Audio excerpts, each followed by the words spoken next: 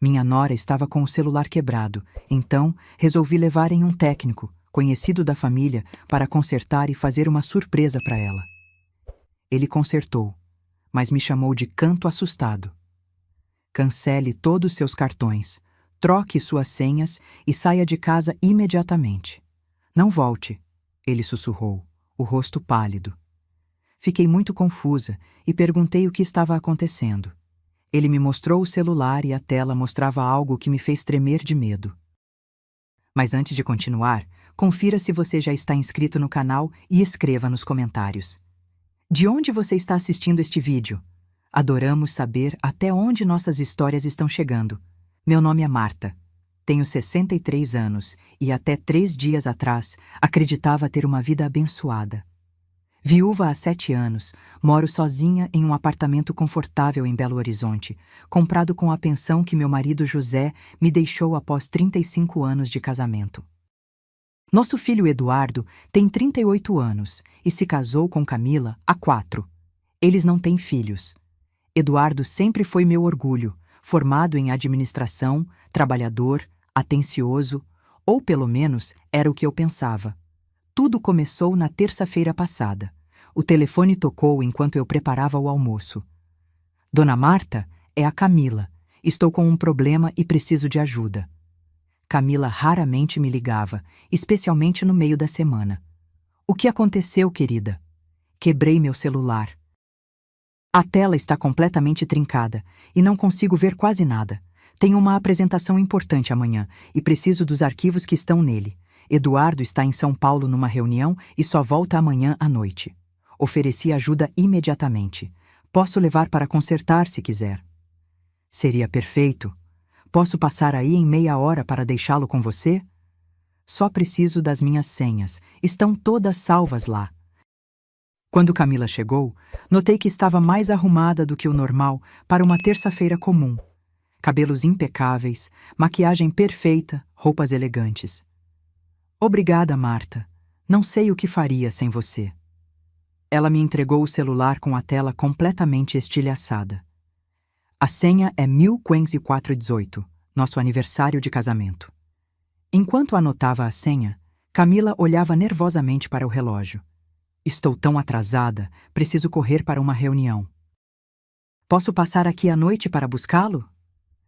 Depois que ela saiu, liguei para Lucas, filho do meu antigo vizinho que tinha uma assistência técnica no centro da cidade.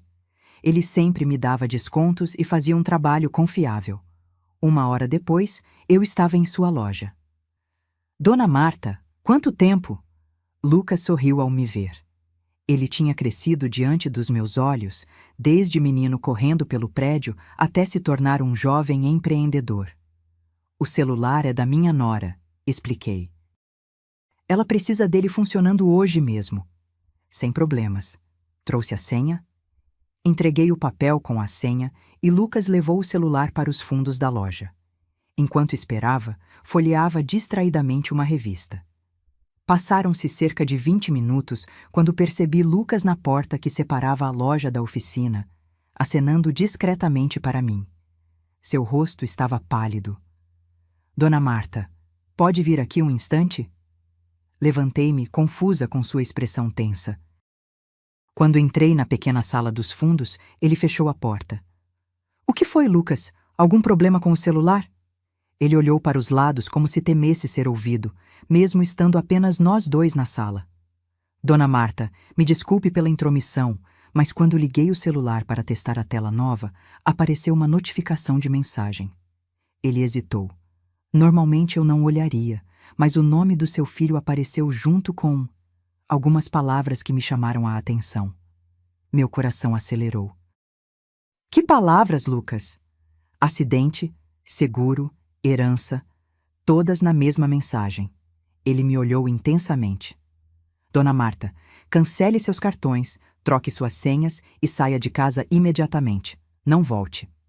Confusa e assustada, balancei a cabeça. Do que você está falando, Lucas? Ele virou a tela do celular para mim. Era uma conversa entre Eduardo e Camila. A mensagem mais recente, enviada naquela manhã, dizia: consegui as senhas dela. Vou ao banco hoje mesmo. O acidente precisa acontecer logo, antes que ela perceba o dinheiro sumindo. Quanto maior o valor do seguro que transferirmos para nós, melhor será nossa vida depois. A casa e a herança serão só o começo. Senti meu sangue gelar. Minhas mãos tremiam tanto que mal conseguia segurar o telefone enquanto deslizava para ler as mensagens anteriores. Eduardo e Camila estavam planejando minha morte há semanas. Falavam sobre como fazer parecer um acidente doméstico. Idosos caem nas escadas o tempo todo. E como estavam desviando dinheiro das minhas contas aos poucos. É por isso que ela estava tão preocupada com o celular, murmurei, sentindo náuseas. Lucas me ajudou a sentar. Precisamos chamar a polícia. Não. Minha resposta foi instintiva. Eles não vão acreditar. É a minha palavra contra a do meu filho e da esposa dele. Pessoas respeitáveis, bem-sucedidas. Então precisamos de provas, disse Lucas firmemente. Posso fazer uma cópia de todas essas mensagens? Concordei, ainda em choque. Enquanto Lucas trabalhava, minha mente girava tentando processar o impensável. Meu único filho, meu Eduardo, estava planejando me matar por dinheiro.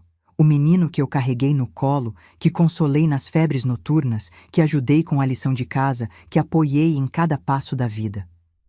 Dona Marta, fiz cópias de tudo. E agora, precisamos pensar em como proteger a senhora. Não posso ir para casa, disse, a realidade finalmente se estabelecendo. Camila vai buscar o celular lá hoje à noite. A senhora pode ficar na minha casa, ofereceu Lucas. Minha esposa e eu temos um quarto de hóspedes. Enquanto isso, precisamos verificar suas contas bancárias, ver quanto dinheiro eles já pegaram. Aceitei sua oferta, grata por não estar sozinha naquele momento terrível. Antes de sairmos da loja, decidimos que o celular precisava voltar a Camila sem levantar suspeitas. Vou restaurar as configurações de fábrica e reinstalar tudo, como se fosse um conserto normal, explicou Lucas. Ela nunca saberá que vimos as mensagens. Enquanto ele terminava o serviço, usei meu próprio celular para ligar para o banco. O atendente confirmou meu maior temor. Nos últimos 2 meses, mais de 70 rales. 000 haviam sido transferidos da minha conta para uma conta desconhecida em pequenas quantias, usando o aplicativo do banco. Alguém havia usado meu login e senha. Camila. Ela devia ter visto minhas senhas em algum momento, talvez quando eu pedi sua ajuda para configurar o aplicativo do banco no meu celular novo há alguns meses. Com o coração partido e a mente em alerta, deixei a loja com Lucas. O celular de Camila estava consertado e pronto para ser devolvido, sem nenhum indício de que havíamos descoberto seu plano macabro. Agora precisávamos agir rapidamente. Minha própria sobrevivência dependia disso. Antes de irmos para a casa de Lucas, passamos no banco. Cancelei todos os meus cartões, mudei todas as senhas e bloqueei qualquer transferência que não fosse feita presencialmente por mim, com documento e biometria. O gerente, que me conhecia há anos, ficou visivelmente preocupado com minha aparência. Está tudo bem, Dona Marta? Apenas uma medida de precaução, respondi com um sorriso forçado. Ando muito esquecida ultimamente. Saindo do banco, Lucas sugeriu que ligássemos para Camila informando que o celular estava pronto, mas que eu havia deixado na loja dele para ela buscar, pois eu teria um compromisso à noite. A mentira era necessária para ganhar tempo. No caminho para a casa de Lucas, minha cabeça ainda tentava absorver a realidade. Como não percebi nada? Como pude ser tão cega? Pensei em todas as vezes que Eduardo e Camila apareceram de surpresa nos últimos meses, sempre tão solícitos, sempre se oferecendo para ajudar com minhas contas, meus remédios, minhas compras. Mãe, você está ficando esquecida, Eduardo havia dito semanas atrás. Vamos contratar alguém para cuidar de você. Na época, interpretei como preocupação. Agora entendia que era parte do plano. Me fazer parecer mentalmente incapaz para que minha morte parecesse um acidente plausível. A casa de Lucas era simples, mas acolhedora. Sua esposa, Ana, recebeu-me com gentileza, sem fazer muitas perguntas quando Lucas explicou que eu precisava ficar alguns dias. Naquela noite, não consegui dormir. A traição era uma ferida aberta, sangrando. O filho que eu amava mais que tudo estava planejando minha morte. Por quê? Dinheiro? Nunca fui rica, mas tinha uma vida confortável. A casa que José e eu compramos há 30 anos agora valia muito mais, graças à valorização do bairro. Minha pensão era boa, e havia o seguro de vida que José deixou. Deitada na cama de hóspedes, lágrimas silenciosas escorriam pelo meu rosto. O que eu faria agora? Para onde iria? Como enfrentaria meu próprio filho, sabendo do seu plano monstruoso? Enquanto o dia amanhecia, uma coisa estava clara. Eu não seria uma vítima passiva. Não me entregaria ao destino que Eduardo e Camila planejaram para mim. José sempre dizia que eu tinha o espírito de uma guerreira. Era hora de provar que ele estava certo. No dia seguinte, acordei com a sensação de ter vivido um pesadelo, mas a realidade bateu forte quando vi o quarto desconhecido ao meu redor. Não estava em casa. Estava escondida, fugindo do meu próprio filho que planejava me matar. Ouvi batidas suaves na porta, e Ana, esposa de Lucas, entrou com uma bandeja de café da manhã. Dona Marta, trouxe algo para a senhora comer. Lucas pediu para avisar que já está na loja e que Camila buscou o celular ontem à noite. Agradeci e forcei alguns bocados, embora meu estômago estivesse em nós. Minha mente não parava de trabalhar, analisando cada interação recente com Eduardo e Camila, procurando sinais que eu deveria ter percebido. 2 semanas atrás, Eduardo havia insistido para que eu fizesse um check-up completo. Mãe, estou preocupado com sua memória. Você tem esquecido coisas importantes. Na época, fiquei irritada com sua insistência. Eu me sentia perfeitamente bem. Agora entendi que ele estava plantando sementes de dúvida sobre minha capacidade mental. 1 mês antes, Camila apareceu com vitaminas novas. São ótimas para mulheres na sua idade, Marta. Vão te ajudar a dormir melhor. Eu havia tomado aquelas pílulas religiosamente. Seriam mesmo vitaminas ou algo mais sinistro? Meu celular tocou, interrompendo meus pensamentos sombrios. Era Eduardo. Meu coração disparou. Com as mãos trêmulas, atendi. Mãe, onde você está? Passei no seu apartamento ontem à noite e você não estava. Estou preocupado. Respirei fundo, tentando controlar minha voz. Oi, filho. Estou na casa de uma amiga da hidroginástica. Decidimos fazer uma noite de filmes. A mentira saiu mais facilmente do que eu esperava. Uma amiga? Que amiga? Você nunca mencionou ninguém da hidroginástica antes. O tom dele, uma mistura de desconfiança e irritação mal disfarçada, confirmou minhas suspeitas. Ele não estava preocupado, estava contrariado por não me encontrar em casa. Talvez o acidente estivesse programado para ontem à noite. A Regina, conheci há pouco tempo. Foi tão divertido que acabei dormindo aqui. Entendo, ele respondeu após uma pausa. Bem, estou em Belo Horizonte. Voltei mais cedo de São Paulo. Que tal eu passar aí hoje à tarde?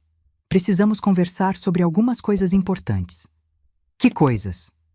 Nada demais. Só alguns papéis do banco que precisam da sua assinatura. Eu e Camila achamos que seria bom reorganizar suas finanças, para facilitar. Reorganizar minhas finanças. Transferir tudo para eles, provavelmente. Claro, filho, mas hoje não vai dar. Tenho consulta médica à tarde. Que tal amanhã? Outra pausa. Consulta? Com qual médico? Posso te levar. Não precisa. Regina vai comigo. É só uma consulta de rotina. Mais mentiras. Cada palavra me doía, mas era necessário para ganhar tempo. Ok, então. Amanhã passo no seu apartamento. Por volta das 10 horas, está bom? Perfeito. Até amanhã, filho. Ao desligar, percebi que minhas mãos ainda tremiam. Lucas havia me deixado um recado com Ana. Ele tinha um amigo advogado que poderia nos aconselhar. Marquei de encontrá-los na hora do almoço. O escritório do Dr. Paulo ficava em um prédio discreto no centro. Era um homem na casa dos 60 anos, de fala pausada e olhar perspicaz. Lucas já havia lhe contado minha situação. Dona Marta, o que seu filho e sua nora estão planejando é gravíssimo. Tentativa de homicídio, estelionato, apropriação indébita. Precisamos agir com cuidado. O que posso fazer? É minha palavra contra a deles. Não exatamente, respondeu ele ajustando os óculos. Lucas me mostrou as cópias das mensagens. São evidências fortes, mas precisamos de mais. Que tipo de mais? Idealmente uma confissão. Se conseguíssemos que eles admitissem o plano, teríamos um caso sólido. Lucas se inclinou para a frente. E se gravássemos uma conversa? Legalmente complicado, respondeu o advogado. Gravações sem o conhecimento de todas as partes envolvidas nem sempre são aceitas como evidência. Mas, ele fez uma pausa significativa, poderiam nos dar direcionamento para conseguir provas mais concretas. Saí do escritório com um plano. Eduardo queria me encontrar amanhã. Seria minha chance de obter algum tipo de confissão. Dr. Paulo me emprestou um pequeno gravador explicando como escondê-lo e operá-lo. De volta ao apartamento de Lucas, comecei a me preparar mentalmente para o encontro. Precisava parecer normal, despreocupada, completamente ignorante sobre o plano deles. Seria o papel mais difícil da minha vida. Naquela noite, não consegui dormir novamente. Repassei mentalmente cada palavra que diria, cada reação que teria. Eduardo era esperto. Qualquer deslize de minha parte poderia alertá-lo.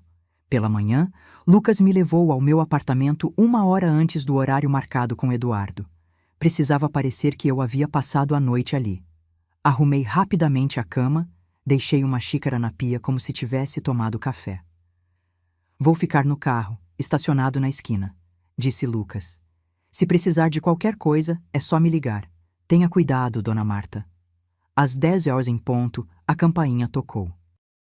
Respirei fundo, ativei o gravador escondido no bolso do meu roupão e abri a porta. Eduardo estava lá, sorrindo como sempre. Meu filho, meu único filho. Por um momento fugaz, quis acreditar que tudo não passava de um terrível mal-entendido.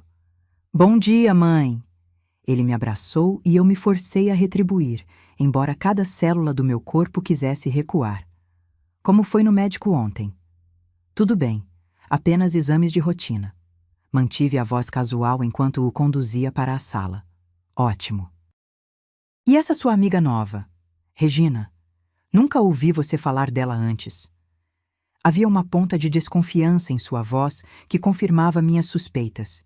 Ele estava me testando. Conheci na hidroginástica há algumas semanas. É viúva também. Temos muito em comum. Eduardo sorriu, mas o sorriso não chegou aos seus olhos. Que bom que está fazendo novas amizades. Aliás, falando em amizades, notei que você anda mais esquecida ultimamente. Comentou com a Regina sobre isso? Aqui estava, a armadilha sendo preparada novamente. A narrativa da mãe confusa, mentalmente instável, propensa a acidentes. Não estou esquecida, filho. Minha memória está ótima. Forcei um sorriso. Mas você mencionou papéis do banco. O que precisa da minha assinatura? Ele tirou uma pasta da mochila. São apenas alguns documentos para facilitar a gestão das suas finanças. Uma procuração que me permitiria ajudar com suas contas, pagar suas despesas. Sabe como é a burocracia hoje em dia? Tudo digital. Folheei os documentos lentamente. Era exatamente o que eu temia. Uma procuração que daria a Eduardo poder total sobre minhas finanças. Com esse documento, ele poderia esvaziar minhas contas sem levantar suspeitas. Não sei, filho. Isso parece dar muito poder a você. É só para facilitar, mãe. Você sempre pode revogar se quiser. Seu tom era paciente, como se explicasse algo a uma criança. Além disso, Camila e eu estamos preocupados com você morando sozinha. Esse prédio é antigo. As escadas são perigosas. Meu sangue gelou. As escadas, as mesmas mencionadas nas mensagens, como o local perfeito para um acidente. Estou perfeitamente bem aqui. Ainda assim, estamos pensando que talvez fosse melhor você se mudar para um lugar mais seguro, ou até mesmo morar conosco por um tempo, para ficarem de olho em mim, para garantir que o acidente acontecesse conforme planejado. Eduardo, comecei cuidadosamente. Estive pensando em fazer algumas mudanças no meu testamento. Foi como se um interruptor fosse ligado. Seus olhos instantaneamente ficaram mais alertas, mais focados. Testamento? Por quê? Está se sentindo mal? Não, apenas sendo prudente. Estive conversando com a Regina sobre isso. Ela tem uma neta que está para entrar na faculdade e deixou tudo para ela. A expressão de Eduardo endureceu por um segundo. Não sabia que estava pensando nisso. Uma mulher da minha idade precisa se precaver. Fiz uma pausa estratégica. Estava pensando em deixar uma parte considerável para a caridade. O trabalho que a igreja faz com crianças carentes é maravilhoso. Caridade? A palavra saiu como se fosse um insulto. Mãe, você não acha que deveria pensar primeiro na sua família? Eu sou seu único filho. Claro, você receberia uma parte, mas pensei que talvez... Deixei a frase no ar, observando sua reação. A máscara começou a cair. Seus olhos, geralmente calorosos, tornaram-se calculistas, frios. Quanto você está pensando em deixar para a caridade? Fez aspas com os dedos ao pronunciar a última palavra. Não sei, talvez metade? Ou mais, ainda não decidi. Eduardo se levantou abruptamente, incapaz de esconder a raiva. Isso é absurdo. Depois de tudo que fizemos por você, eu e Camila sempre cuidamos de você, e é assim que você nos agradece? Eduardo, acalme-se. É só uma ideia. Uma ideia terrível. Ele caminhava pela sala, agitado. Você não está pensando claramente. É isso, não está raciocinando direito. Talvez seja a hora de considerar uma avaliação neurológica mais completa. Não preciso de avaliação nenhuma, respondi firmemente. Estou perfeitamente lúcida. Ele parou, respirou fundo, claramente tentando se controlar. Quando falou novamente, sua voz estava mais calma, mas havia um tom ameaçador subjacente. Mãe, sei que você quer fazer o que é certo. Mas confie em mim. Doar seu dinheiro não é o melhor caminho. Por que não assina esses papéis por enquanto? Ele empurrou a pasta em minha direção. Podemos discutir o testamento depois, com mais calma. Olhei para os documentos, depois para meu filho. O menino que eu havia criado, amado, protegido. Agora um estranho calculista diante de mim. Vou pensar no assunto, respondi finalmente. Eduardo pegou a pasta, claramente frustrado com minha resistência. Vou deixar os papéis aqui. Leia com calma. Volto amanhã para buscar. Quando ele saiu, desabei no sofá, exausta pelo esforço de manter a compostura. O gravador havia capturado toda a conversa. Não era uma confissão explícita, mas sua reação à menção do testamento falava volumes. Liguei para Lucas, que chegou em minutos. Ouvimos a gravação juntos. Ele se entregou, comentou Lucas. Não diretamente, mas a reação dele. Ainda não é suficiente, respondi, secando as lágrimas que finalmente me permiti derramar. Precisamos de algo mais concreto. Naquela tarde, voltei ao escritório do Dr. Paulo com a gravação. Ele ouviu atentamente, fazendo anotações. Você está certa, Dona Marta. Isso levanta suspeitas, mas não é suficiente para uma ação legal decisiva. Precisamos de mais. E as mensagens no celular da Camila? São mais incriminadoras, mas poderiam alegar que foram obtidas ilegalmente. Ele pensou por um momento. O ideal seria pegar os dois juntos, discutindo o plano.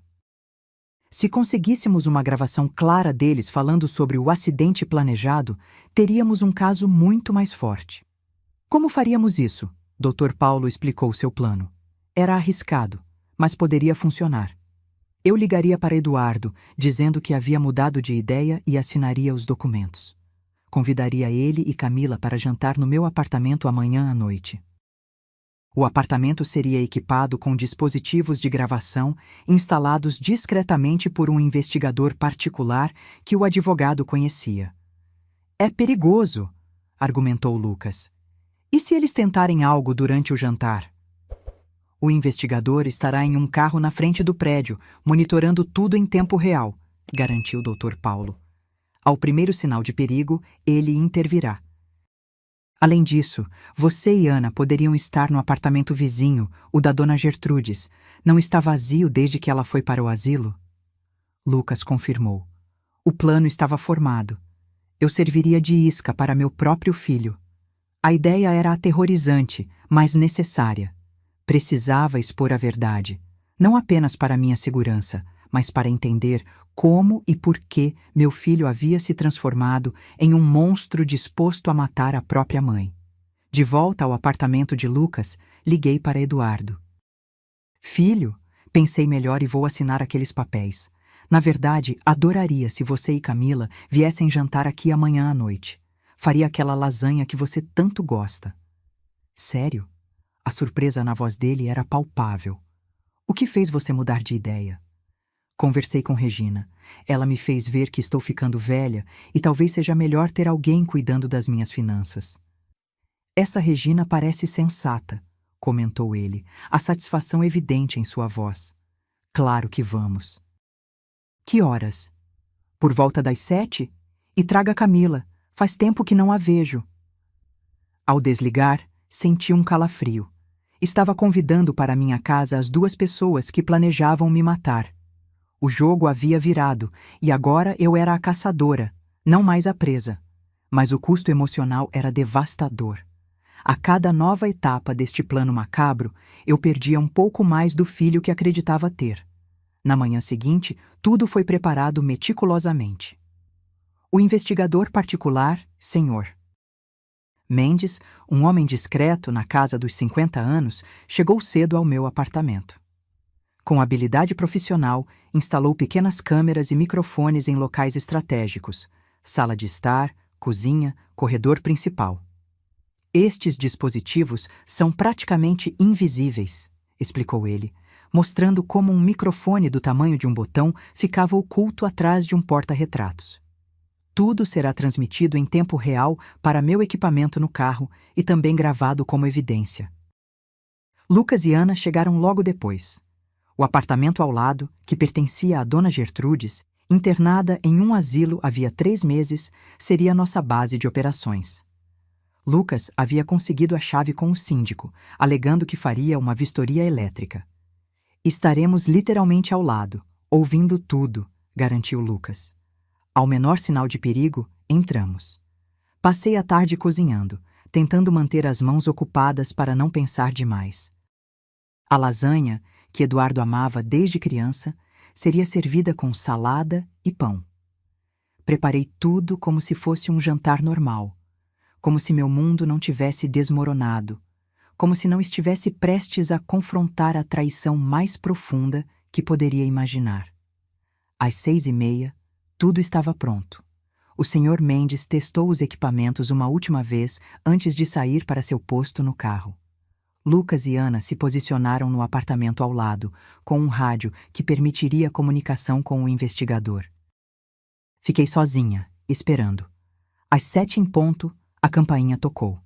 Respirei fundo, ajustei meu sorriso e abri a porta. Eduardo e Camila estavam lá, sorridentes. Ele trazia uma garrafa de vinho tinto, ela uma pequena caixa de chocolates, presentes para sua vítima. Mãe! Eduardo me abraçou calorosamente. Que saudade! Forcei-me a retribuir o abraço, sentindo-me fisicamente doente com a falsidade da situação. O filho que eu amava mais do que tudo planejava me matar, e eu estava fingindo que tudo estava normal. Trouxemos vinho para acompanhar o jantar, disse Camila, me entregando a garrafa com um sorriso ensaiado. Notei que ela evitava contato visual direto comigo, um hábito que só agora percebi ser consistente. Seria culpa? Ou simplesmente desprezo pela idosa que ela via como um obstáculo aos seus planos? Que gentileza, respondi, conduzindo-os até a sala. Vou abrir agora mesmo. Deixe que eu faço isso, mãe. Eduardo pegou a garrafa rapidamente. Você já deve estar cansada de cozinhar. Aceitei a oferta, observando atentamente enquanto ele abria o vinho na cozinha. Será que estava planejando adicionar algo à bebida? As câmeras capturavam tudo.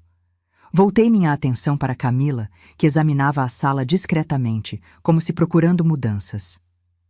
Como vai o trabalho, Camila? Bem, obrigada. Bastante ocupada. Estamos com um novo cliente importante. Eduardo voltou com 3 taças de vinho. Entreguei a Camila, peguei a minha e notei que ele observava atentamente enquanto eu a levava aos lábios. Fingi beber, apenas molhando os lábios. Delicioso, comentei. Vamos jantar? A lasanha está pronta. Na mesa de jantar, a conversa fluiu superficialmente. Trabalho, clima, notícias locais.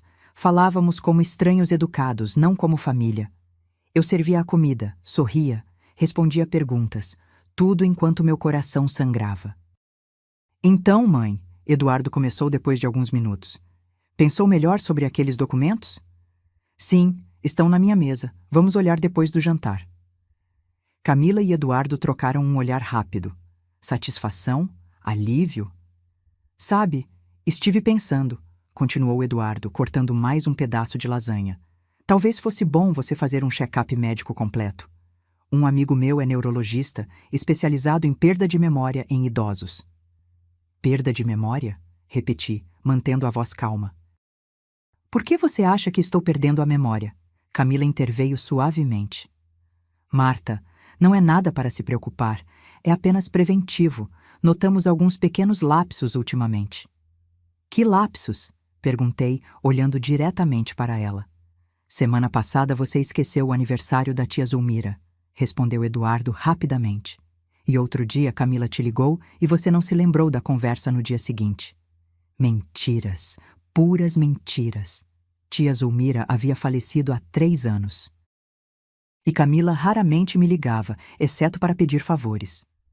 Interessante, comentei, tomando mais um gole fingido de vinho. Não me lembro desses episódios.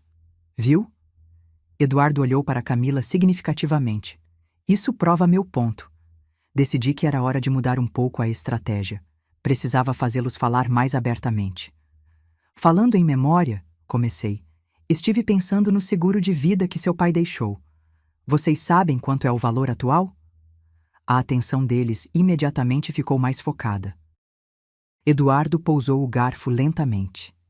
Por que está pensando nisso, mãe? Curiosidade. Estive organizando alguns papéis e encontrei a apólice, mas não consigo entender todos aqueles termos técnicos. Se quiser, posso dar uma olhada, ofereceu Eduardo com falsa casualidade. Sou bom com esses documentos. Na verdade, continuei, estava pensando em mudar o beneficiário. O silêncio caiu sobre a mesa como uma pedra pesada. Vi o rosto de Eduardo endurecer enquanto ele tentava controlar sua expressão. Mudar o beneficiário? Repetiu ele, quase sussurrando. Para quem? Para uma instituição de caridade, talvez? Ou para a filha da Regina? A menina está entrando na faculdade e precisa mais do que você, que já está estabelecido. Camila soltou um risinho nervoso. Marta, isso não faz sentido. Eduardo é seu único filho. Por que você daria seu dinheiro para estranhos? Não são exatamente estranhos. Regina tornou-se uma grande amiga. Eduardo pousou o copo com força na mesa, derramando um pouco de vinho. Você mal conhece essa mulher, e já quer dar a ela o dinheiro que papai deixou para mim? Sua voz subiu, a raiva escapando pelo controle cuidadoso. É meu dinheiro agora, respondi calmamente. Posso fazer o que quiser com ele. Camila colocou a mão no braço de Eduardo, como se tentando acalmá-lo, mas seus olhos estavam frios, calculistas. Marta, ela disse com falsa doçura. Acho que isso demonstra exatamente o que estamos dizendo sobre sua memória. Você está tomando decisões impulsivas que vão contra tudo que sempre valorizou. Família em primeiro lugar, lembra? Eu me lembro perfeitamente, respondi, olhando nos olhos dela. É por isso que estou chocada com certas descobertas recentes. Que descobertas? A voz de Eduardo era cautelosa agora. Hesitei propositalmente, como se tivesse falado demais. Nada importante. Apenas algumas movimentações estranhas nas minhas contas bancárias. Os dois trocaram olhares rápidos, tensos. Eduardo se recompôs primeiro. Que tipo de movimentações? Pequenas transferências, dinheiro saindo sem que eu tenha autorizado. Deve ser algum erro do banco, sugeriu Camila rapidamente. Ou talvez você tenha autorizado e esquecido, acrescentou Eduardo. Viu? É exatamente sobre isso que estamos falando. Você está ficando confusa. Inclinei-me sobre a mesa, encarando-os. Não estou confusa. Nunca autorizei transferências para uma conta chamada Paraíso Futuro Lita. Vocês sabem algo sobre isso? Eduardo empalideceu visivelmente. Camila engoliu em seco. Não sei do que você está falando, respondeu ele, mas sua voz traiu a mentira. Estranho, continuei, porque o gerente do banco me mostrou que essa empresa foi registrada recentemente. Os donos são Eduardo e Camila Silva. O silêncio que se seguiu foi ensurdecedor. Por um momento, pensei que eles poderiam confessar, recuar, talvez até pedir perdão. Mas então, vi algo mudar nos olhos de Eduardo. A máscara de filho dedicado caiu completamente, revelando algo frio e perigoso que nunca havia visto antes. Mãe, sua voz era calma agora, controlada. Acho que você realmente não está bem. Está imaginando coisas, ficando paranoica. Não estou paranoica, tenho provas. Eduardo se levantou, caminhando lentamente ao redor da mesa até parar atrás da minha cadeira. Senti um arrepio de medo real pela primeira vez naquela noite. Que provas? Perguntou ele, colocando as mãos pesadamente nos meus ombros. Respirei fundo, lutando contra o impulso de me afastar. O celular de Camila. Vi Camila congelar, a taça de vinho a meio caminho da boca. O que tem o celular dela? A voz de Eduardo era perigosamente suave. Quando levei para consertar, o técnico viu mensagens entre vocês dois. Mensagens sobre um acidente planejado para mim. Sobre como dividir meu seguro e vender minha casa depois. O aperto nos meus ombros aumentou, quase doloroso agora. Que técnico? Perguntou Camila, recuperando a voz. O que exatamente ele viu? Ele viu tudo.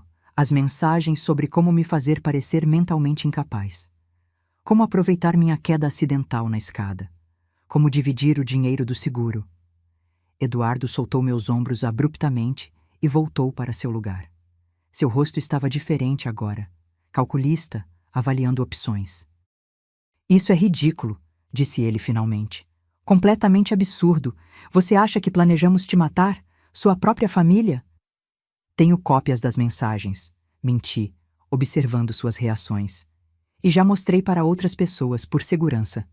Camila olhou para Eduardo, em pânico. Ele manteve a calma, embora pudesse ver sua mente trabalhando rapidamente.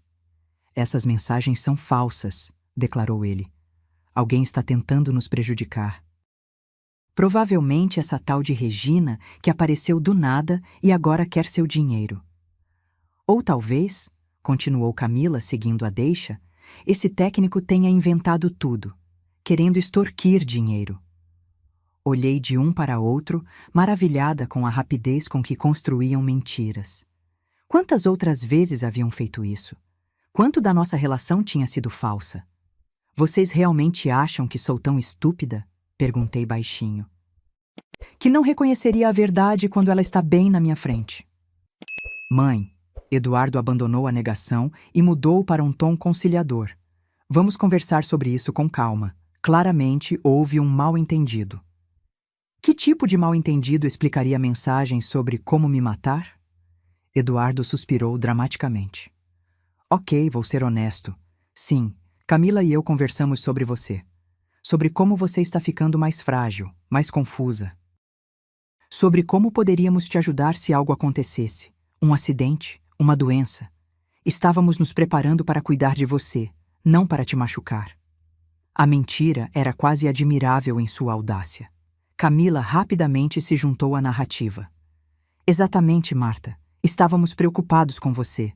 Os acidentes que mencionamos eram possibilidades que queríamos prevenir, não causar. E as transferências bancárias? Perguntei. Os 70 ales. 000 que vocês tiraram das minhas contas? Um empréstimo temporário, Eduardo respondeu prontamente. Para um investimento, íamos devolver com juros. Por que você acha que eu estava tão interessado em organizar suas finanças? Para ter certeza que tudo estaria em ordem. Camila se levantou, movendo-se para meu lado com falsa preocupação. Marta, querida, acho que você precisa descansar. Está muito agitada. Ela tocou minha testa. E parece um pouco febril também. Afastei sua mão. Não toque em mim. Eduardo também se levantou, a expressão alternando entre preocupação fingida e frustração real. Mãe, você precisa confiar na gente. Somos sua família. Por que faríamos algo para te machucar? Pelo dinheiro, respondi simplesmente. Pelo meu apartamento, pelo seguro, pela herança. O silêncio que se seguiu foi revelador. Por um momento, vi a verdade nua nos olhos deles. Eu estava certa, e eles sabiam que eu sabia. Eduardo recuperou-se primeiro. Isso é absurdo.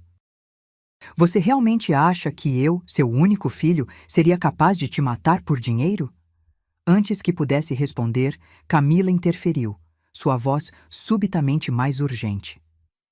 Eduardo, ela não está raciocinando direito. Olhe para ela, tremendo, acusando a própria família. Isso é algum tipo de paranoia. Precisamos chamar um médico. Ela já estava pegando o celular, mas Eduardo a deteve com um gesto. Espere. Ele me olhou intensamente. Mãe, você realmente acredita nisso? Que planejamos? Te matar? Sei disso, respondi com firmeza, e tenho provas suficientes para ir à polícia. Algo mudou nos olhos dele. A última pretensão de preocupação desapareceu, substituída por algo frio e calculista. E por que não foi à polícia ainda? Perguntou ele suavemente. Porque queria ouvir de vocês, respondi. Queria entender como meu filho, que criei com tanto amor, poderia se transformar em alguém capaz disso. Eduardo riu, um som desprovido de qualquer humor. Amor? É sobre isso que você pensa que foi nossa relação? Sua voz estava cheia de amargura. Você sempre foi controladora, manipuladora. Faça isso, Eduardo. Estude aquilo, Eduardo. Não é bom o suficiente, Eduardo. Nada nunca era suficiente. Suas palavras me atingiram como golpes físicos. Era assim que ele me via? Como uma mãe controladora e nunca satisfeita. Eu só queria o melhor para você, murmurei. O melhor para mim? Ele zombou. Você queria o que era melhor para a sua visão do filho perfeito. Sabe por que me casei com Camila? Porque ela foi a primeira pessoa que me viu como eu realmente sou, não como alguém que precisava atender às suas expectativas. Camila sorriu, mas não havia calor no gesto, apenas satisfação predatória. É verdade, ela disse. Desde o início, vi o potencial em Eduardo e o ressentimento. Foi tão fácil direcioná-lo. Olhei para ela, chocada com a admissão aberta. Eduardo pareceu momentaneamente surpreso também, como se ela tivesse ido longe demais. O que você quer dizer? Perguntei. Camila deu de ombros. Estou cansada de fingir. Você descobriu mesmo, então que diferença faz? Sim, planejamos tudo. Os acidentes, o dinheiro, tudo. Eduardo tinha o motivo, eu tinha o plano. Camila, Eduardo advertiu, mas ela o ignorou. Sabe qual foi o erro, Marta? Quebrar acidentalmente meu celular. Se não fosse por isso, você já estaria morta e nós estaríamos contando o dinheiro em alguma praia distante. Eduardo agarrou o braço de Camila. Chega! Ela está gravando isso, não percebe? Camila piscou, surpresa. O quê? Ele começou a examinar a sala freneticamente, procurando dispositivos de escuta. É uma armadilha, disse ele. Ela está tentando nos fazer confessar. De repente, a situação ficou muito mais perigosa. Eduardo avançou em minha direção, o rosto contorcido de raiva. Onde estão as câmeras, os microfones? Quem mais está ouvindo? Recuei, mas ele me agarrou pelo braço com força suficiente para deixar marcas. Responda! Nesse momento, a porta do apartamento foi aberta com violência. Lucas e o Sr. Mendes entraram correndo, seguidos por 2 policiais uniformizados. Polícia! Afaste-se dela! Gritou um dos oficiais. Eduardo me soltou imediatamente, erguendo as mãos. Camila permaneceu paralisada, o choque evidente em seu rosto. O que é isso? Eduardo tentou soar indignado. Estamos apenas jantando com minha mãe. O que está acontecendo? O Sr. Mendes se adiantou, mostrando um distintivo. Investigador Mendes, Polícia Civil, temos tudo gravado. As ameaças, a confissão parcial. Vocês 2 estão presos por tentativa de homicídio, fraude financeira e conspiração. Enquanto os policiais algemavam Eduardo e Camila, senti meu corpo enfraquecendo. Décadas de amor maternal, de sonhos e esperanças para meu filho, desmoronavam diante dos meus olhos. Lucas me amparou quando minhas pernas cederam. Acabou, Dona Marta, ele sussurrou. A senhora está segura agora. Eduardo me olhou uma última vez antes de ser levado. Não havia remorso em seus olhos, apenas raiva fria por ter sido pego. Isso não acabou, ele murmurou ao passar por mim. E mesmo cercada por pessoas que me protegiam, senti um calafrio percorrer minha espinha. Porque, no fundo, sabia que era verdade. O pesadelo da traição estava apenas começando. Os dias que se seguiram à prisão de Eduardo e Camila passaram como um pesadelo em câmera lenta. O apartamento que por tantos anos havia sido meu refúgio tornou-se um lugar estranho, contaminado pelas lembranças daquela última noite. Cada canto parecia sussurrar traição. Lucas e Ana insistiram que eu ficasse com eles novamente. Pelo menos até tudo se acalmar, argumentaram. Aceitei, grata pela companhia e pelo apoio genuíno que me ofereciam. A investigação avançou rapidamente. O Dr. Paulo manteve-me informada sobre cada desenvolvimento. As provas eram esmagadoras, as gravações daquela noite, os registros das transferências bancárias, as mensagens recuperadas do celular de Camila e agora, mais perturbador ainda, evidências de que eu estava sendo lentamente envenenada. Encontraram traços de arsênico no seu cabelo, explicou o doutor. Paulo durante uma de nossas reuniões. Em níveis baixos, consistentes com envenenamento gradual, provavelmente colocado na sua comida ou bebida durante meses.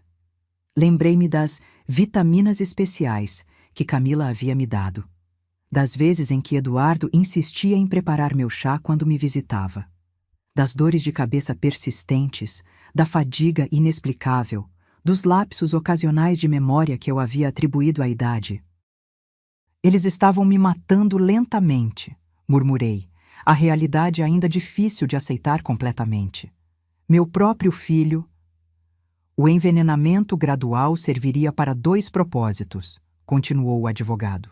Enfraquecê-la fisicamente e criar um histórico de confusão mental que tornaria um eventual acidente menos suspeito. Passou-se uma semana antes que eu reunisse coragem para visitar Eduardo na prisão. Camila estava detida em outra instituição. Eles haviam sido separados propositalmente para evitar que coordenassem suas defesas. A sala de visitas era fria e impessoal. Guardas atentos observavam cada interação. Eduardo entrou usando um uniforme laranja, algemas nos pulsos. Parecia mais magro, mais velho, os olhos marcados pelo cansaço ou remorso. Eu não sabia dizer qual. Por quê? Foi a única palavra que consegui pronunciar quando nos sentamos frente a frente. Eduardo me estudou por um longo momento antes de responder. O dinheiro, claro, parece óbvio agora. Não, não é óbvio. Você sempre teve tudo. Nunca lhe neguei nada. Um sorriso amargo cruzou seu rosto. Tudo dentro do que você considerava razoável. Nunca o suficiente. O que você quer dizer? Você e papai sempre foram tão modestos, tão orgulhosos da vida simples que construíram. Enquanto isso, eu via meus amigos viajando pelo mundo, morando em mansões, dirigindo carros de luxo. Então isso é sobre inveja, sobre status. Ele inclinou-se para a frente. É sobre o que eu mereço, sobre não esperar décadas para ter o que é meu por direito. Por direito? Repeti incrédula. Você acha que tem direito ao que seu pai e eu construímos com nosso trabalho? Sou seu único filho. Para quem mais iria? Sua lógica era tão distorcida quanto perturbadora. E isso justifica me matar? Eduardo recostou-se na cadeira, aparentemente relaxado apesar da situação. Foi ideia da Camila, inicialmente. Ela tem experiência nesse tipo de arranjo. O que quer dizer com experiência? Um lampejo de algo, talvez satisfação maliciosa, passou por seus olhos. Você não sabe? Camila não é quem você pensa que é. Seu nome verdadeiro nem é Camila Silva, é Renata Cardoso. O nome não significava nada para mim. E por que isso importa? Procure na internet quando chegar em casa. Renata Cardoso, de Belo Horizonte. Acusada de matar o marido idoso por envenenamento há 6 anos, nunca condenada por falta de provas. Senti um frio na espinha. Você sabia disso quando se casou com ela? Eduardo hesitou, pela primeira vez parecendo um pouco desconfortável. Não imediatamente. Descobri depois. Ela me contou quando. Quando começamos a discutir nossas opções financeiras. Opções financeiras, repeti mecanicamente. É assim que você chama matar sua mãe? Era o caminho mais rápido. Ele respondeu com uma frieza que me gelou até os ossos. E ela garantiu que seria indolor.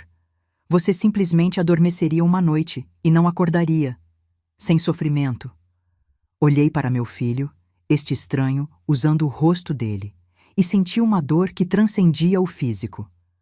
Você realmente me odeia tanto assim? Não é sobre ódio, ele respondeu, parecendo genuinamente surpreso com a pergunta. É sobre necessidade, sobre oportunidade. E agora? O que acontece agora? Agora eu tenho um bom advogado. Vou alegar que fui manipulado por Camila, ou Renata, como preferir. Que ela planejou tudo, que eu estava sob sua influência. Talvez até use insanidade temporária. Você não está arrependido, percebi, a última esperança se esvaindo. Nem um pouco. Eduardo deu de ombros. Arrependido de ter sido pego, talvez. Mas você está viva, não está? No final, não consegui ir até o fim. Porque eu descobri antes, corrigi. Não porque você desistiu. Ele não respondeu, apenas sorriu aquele sorriso vazio que eu começava a reconhecer como sua verdadeira natureza. Levantei-me para sair, incapaz de suportar mais. Quando estava na porta, ele chamou. Mãe? Virei-me, talvez esperando um lampejo de arrependimento, um vislumbre do filho que eu pensava conhecer. Não volte, ele disse simplesmente. Não há nada para nós dois aqui. Saí da prisão entorpecida, caminhando mecanicamente até o carro onde Lucas me esperava. Dona Marta, como foi? Não consegui responder imediatamente. Como explicar que acabara de conversar com um estranho? Que a pessoa sentada naquela sala não era meu filho, mas uma versão distorcida dele que eu nunca conheci realmente? Preciso pesquisar algo, foi o que consegui dizer finalmente. De volta ao apartamento de Lucas, fui direto para o computador. Digitei Renata Cardoso Belo Horizonte envenenamento e dezenas de resultados apareceram. Matérias de jornais locais de 6 anos atrás contavam a história. Renata Cardoso, então com 25 anos, fora acusada de envenenar o marido de 67 anos, apenas 8 meses após o casamento. As fotos mostravam uma mulher diferente, cabelos mais escuros, sem as mechas loiras e o corte moderno que Camila ostentava. Mas os olhos eram inconfundíveis. Frios, calculistas, mesmo quando tentava parecer angustiada nas fotos do tribunal. Segundo as matérias, Renata havia conhecido Augusto Cardoso, um empresário aposentado e viúvo, durante um evento beneficente. O namoro foi rápido, o casamento mais ainda. Quando Augusto morreu de causas naturais, ela herdou tudo, casa, investimentos, empresas. A família dele suspeitou e pediu investigação, que encontrou traços de arsênico no corpo exumado. Mas o caso nunca foi a julgamento. Testemunhas desapareceram, evidências foram questionadas e, eventualmente, o caso foi arquivado por falta de provas conclusivas. E agora, essa mesma mulher, com novo nome e aparência, havia se casado com meu filho e o convencido a matar a própria mãe. Meu Deus, sussurrei, encarando a tela. O que foi, Dona Marta? Lucas se aproximou preocupado. Mostrei-lhe as matérias, explicando o que Eduardo havia revelado. Lucas leu tudo com expressão horrorizada. Precisamos informar a polícia imediatamente. Nas semanas seguintes, a investigação tomou um novo rumo. A identidade real de Camila foi confirmada, seu passado exposto e novos depoimentos de familiares de Augusto Cardoso foram colhidos. Eduardo, percebendo que sua estratégia de culpar exclusivamente a esposa ganhava força, cooperou plenamente, oferecendo detalhes sobre o plano em troca de redução de pena. Em casa, eu tentava reconstruir algum tipo de normalidade. Voltei para meu apartamento, embora não conseguisse mais dormir no quarto principal. Montei uma cama no escritório, o único cômodo onde Eduardo raramente entrava. Contratei uma empresa para fazer uma limpeza profunda, como se pudesse eliminar as memórias junto com qualquer traço físico deles. O Dr. Paulo me ajudou a reorganizar minhas finanças, recuperar o dinheiro desviado e estabelecer novas medidas de segurança. Troquei todas as fechaduras, instalei um sistema de alarme, até mudei meu número de telefone. Mas a segurança física era o menor dos desafios. A segurança emocional, o senso de confiança básica no mundo e nas pessoas, havia sido destruído. Como confiar novamente quando seu próprio filho planeja sua morte? Como olhar estranhos na rua sem se perguntar quais segredos sombrios eles escondem? 2 semanas após a visita à prisão, acordei no meio da noite com o telefone tocando. Era o Dr. Paulo. Dona Marta, sinto ligar a esta hora, mas achei que deveria saber imediatamente. Houve um incidente na prisão. Meu coração acelerou. Eduardo? Ele está vivo, mas tentou suicídio. Está no hospital penitenciário agora, sob observação. A notícia me atingiu como um soco no estômago. Apesar de tudo, apesar da traição, da manipulação, das mentiras, ele ainda era meu filho. A criança que embalei, a quem ensinei a andar, a ler, a se tornar um homem. Quão grave? Consegui perguntar. Ele vai sobreviver. Encontraram-no a tempo, mas... O advogado hesitou. Ele deixou uma carta. Para você. O que ela diz? A polícia ainda está com ela, como evidência, mas pedirei uma cópia.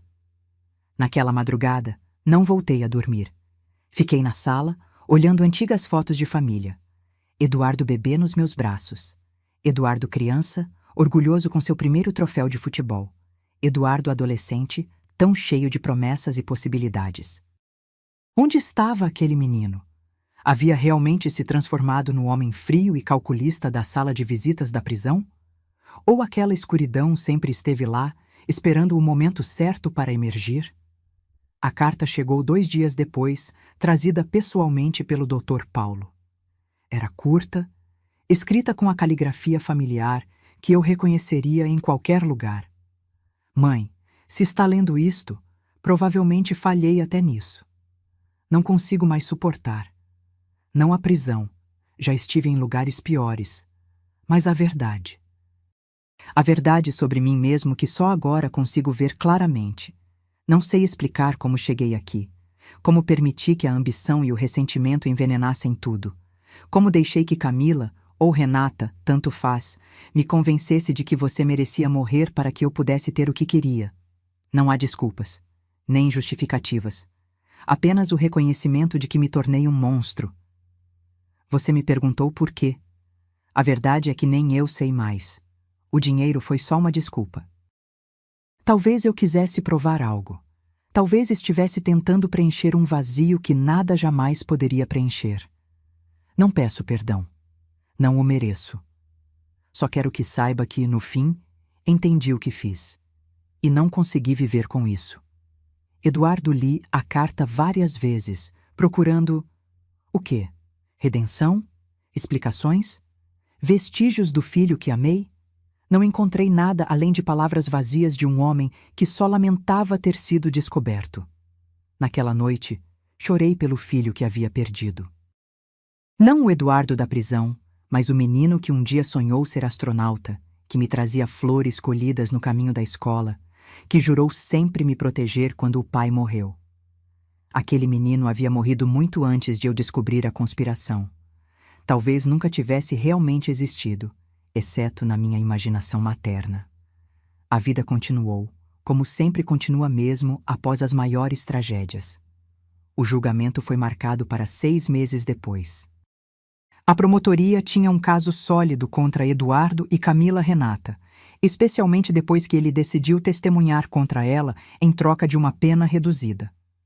Lentamente construí novas rotinas. Voltei para a hidroginástica, desta vez de verdade, não como álibi. Conheci pessoas novas, fiz amizades genuínas. Lucas e Ana continuaram presentes em minha vida, um lembrete constante de que ainda existia bondade no mundo. Em uma manhã particularmente difícil, 3 meses após a prisão de Eduardo, recebi uma ligação inesperada. "Senhora Marta Silva?" perguntou uma voz feminina desconhecida. "Sim, quem fala?"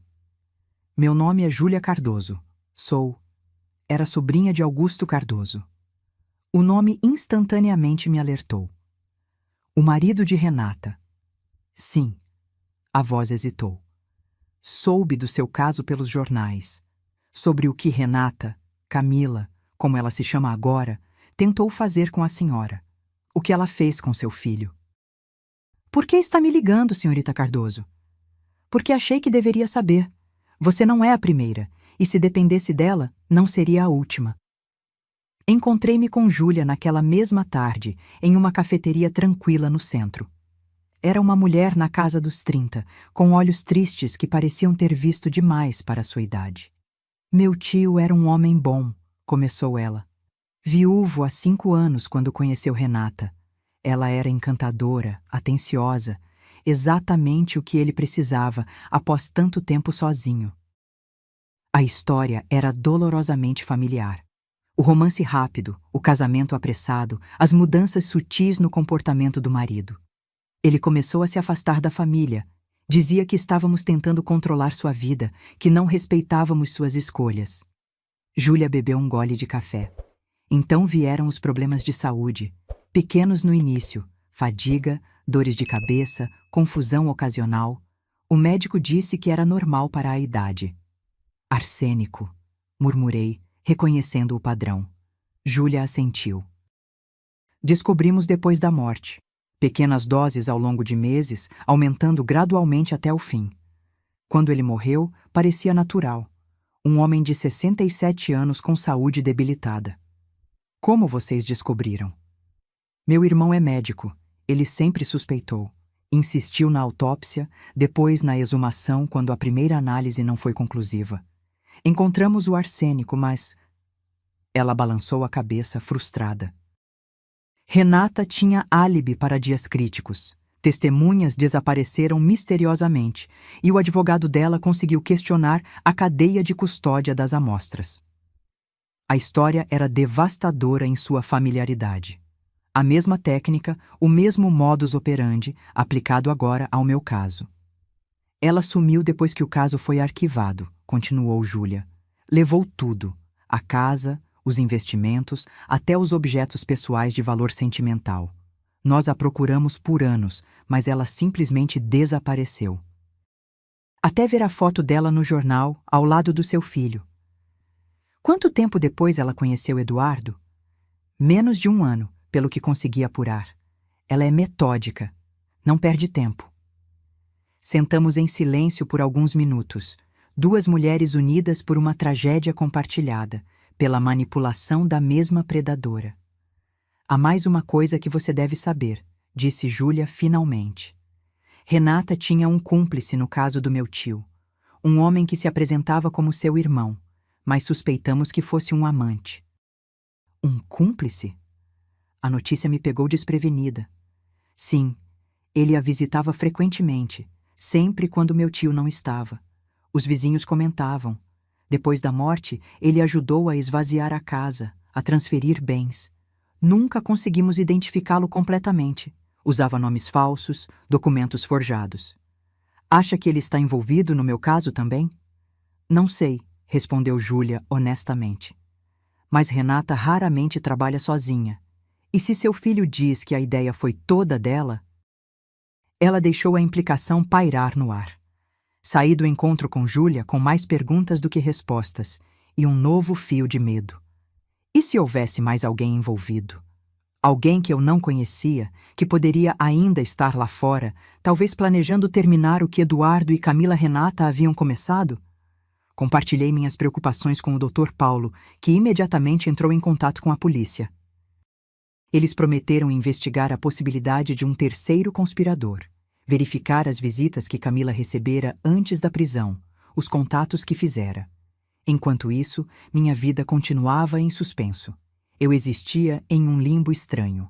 Não totalmente vítima, já que havia sobrevivido, mas também não completamente sobrevivente, pois a ameaça parecia continuar. Um mês antes do julgamento marcado, recebi outra visita inesperada. Era o Sr. Mendes, o investigador particular que havia ajudado a montar a operação no meu apartamento. Descobrimos algo que a senhora precisa ver, disse ele, colocando uma pasta sobre minha mesa. Câmeras de segurança do seu prédio, 3 meses antes da prisão do seu filho. Observe este homem. Ele mostrou um vídeo granulado do hall de entrada. Um homem de aproximadamente 40 anos, alto e magro, entrava discretamente no prédio. Não usava uniforme, mas carregava uma maleta que sugeria algum tipo de serviço técnico. Ele visitou seu apartamento pelo menos 5 vezes quando a senhora não estava em casa, explicou o Sr. Mendes.